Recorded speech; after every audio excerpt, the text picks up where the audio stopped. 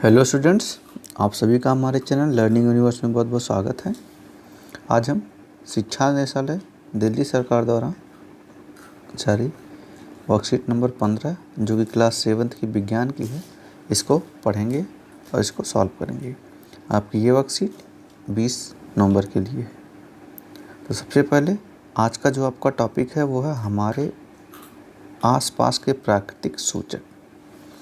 प्राकृतिक सूचक से क्या मतलब है, तो पहले इसको जान लेते हैं कि सूचक क्या होता है और उसके बाद जानेंगे कि प्राकृतिक सूचक क्या होता है। तो पिछले जो वर्कशीट्स हैं उसमें आपने क्षार अम्ल के बारे में पढ़ा होगा अपने चैप्टर में, तो उससे आगे हम पढ़ते हैं।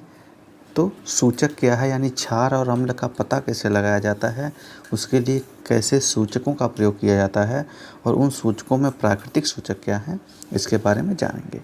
तो पूरी वीडियो आप देखिएगा और इसमें पूरी वीडियो देखने के बाद आपको प्राकृतिक सूचक क्या होते हैं और इनके क्या क्या कार्य हैं, कैसे ये क्षार और अम्ल को अलग करते हैं, ये आपको जानने में सफल हो पाएंगे। तो सूचक क्या होता है?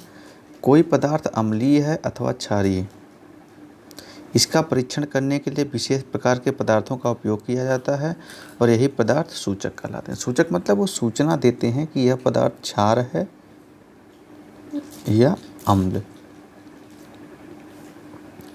लेकिन ये सूचक ये परीक्षण कैसे करते हैं? एक अम्लीय या क्षारीय पदार्थ युक्त घोल में रंग परिवर्तन के द्वारा। तो कैसे होता है कि एक अम्लीय या क्षारीय जो पदार्थ युक्त घोल होता है उसमें इनका रंग परिवर्तित हो जाता है। तो उसी से पता लगाया जाता है कि क्षार में कैसा रंग हो जाता है और अम्ल में कैसा रंग होता है।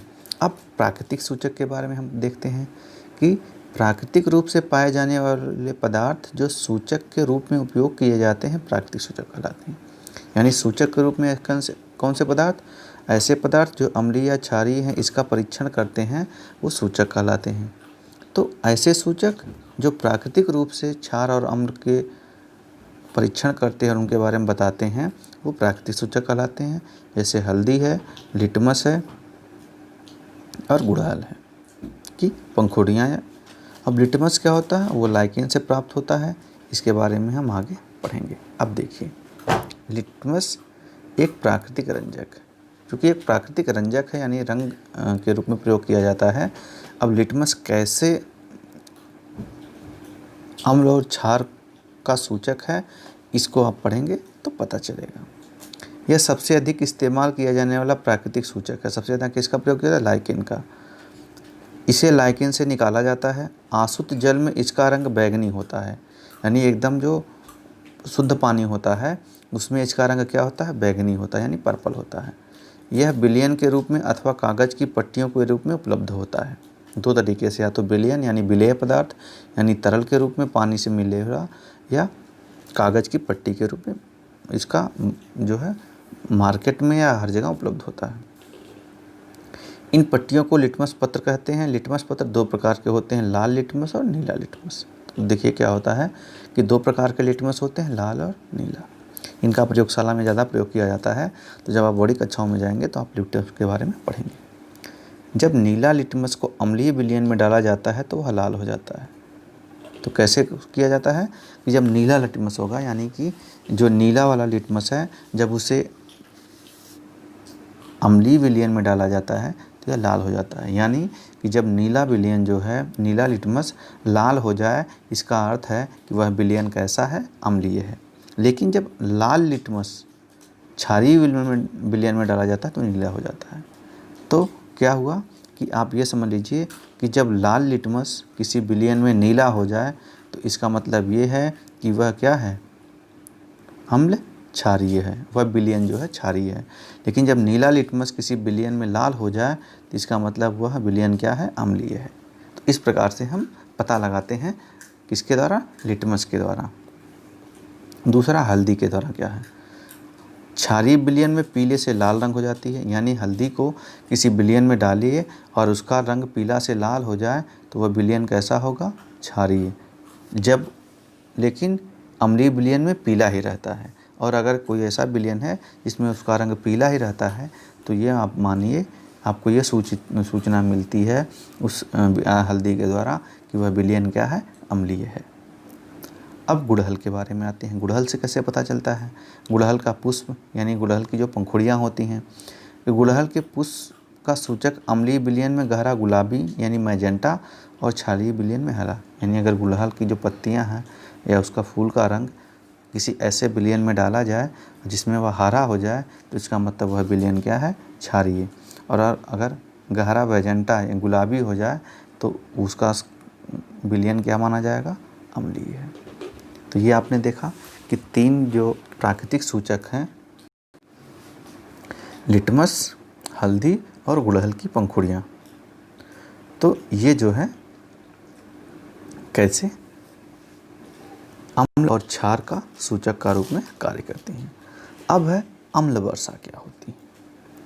तो वर्षा जल अम्लीय इसलिए होता है क्योंकि कार्बन डाइऑक्साइड, सल्फर डाइऑक्साइड और नाइट्रोजन डाइऑक्साइड जैसी प्रदूषक गैसें जो वायुमंडल में मुक्त होती हैं वर्षा जल में घुलकर क्रमशः कार्बनिक अम्ल, सल्फ्यूरिक अम्ल और नाइट्रिक अम्ल बनाती हैं। अब देखिए कि अम्ल वर्षा में क्या होता है कि जो सामान्य वर्षा होती है उसका जल अम्लीय ज़्यादा इसलिए हो जाता है कि जब वायुमंडल में जो हम कार्बन डाइऑक्साइड जो कि प्रदूषक गैस है, नाइट्रोजन ऑक्साइड और सल्फर डाइऑक्साइड, ये तीनों जो हैं जो वर्षा का मुक्त जल होता है उससे घुल करके कार्बनिक अम्ल, सल्फ्यूरिक अम्ल, नाइट्रिक अम्ल बना लेती हैं और इन्हीं के कारण वो जो जल होता है वह कैसा हो जाता है, अम्लीय।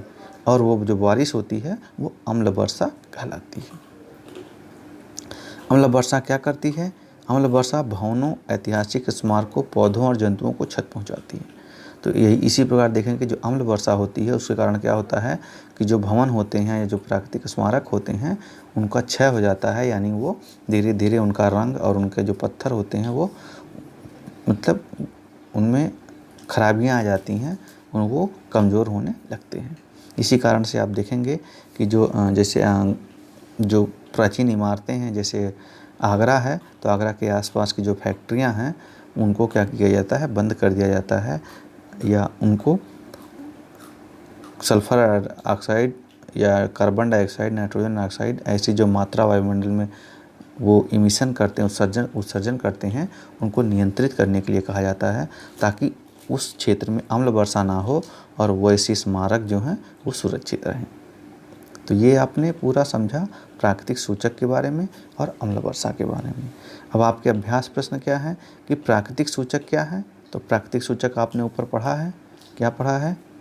यहाँ देखते हैं कि प्राकृतिक रूप से पाए जाने वाले पदार्थ जो सूचक के रूप में उपयोग किए जाते हैं प्राकृतिक सूचक कहलाते हैं। यानी ऐसे सूचक जो प्राकृतिक रूप से प्रकृति में पाए जाते हैं और सूचक का कार्य करते हैं वो प्राकृतिक सूचक कहलाते हैं। गुड़हल के पुष्प का सूचक क्षारीय विलयन को कर देता है। तो अब देखिए अगर गुड़हल का फूल है और क्षारीय विलयन है तो उसको कैसा कर देता है, हरा। कैसा, हरा। क्षारीय विलयन में हल्दी का रंग कैसा रहता है? तो क्षारीय विलयन में हल्दी का रंग पीला, पीले से कैसा हो जाता है, लाल हो जाता है। पीले से कैसा हो जाता है, लाल। कब? क्षारीय विलयन में। तो ये आपको लिखना है। अगला आपका है कि आप अम्लीय विलयन, क्षारीय विलयन में लाल लिटमस पत्र पर क्या परिवर्तन देखेंगे। अब देखिए लाल लिटमस पत्र पर क्या परिवर्तन देखेंगे, किसमें? क्षारीय विलयन में और अम्लीय विलयन में। तो अम्लीय विलयन एवं क्षारीय विलयन में लाल लिटमस पत्र पर क्या, अब देखिए जब लाल लिटमस को क्षारीय विलयन में डाला जाता है तो क्या हो जाता है, नीला हो जाता है।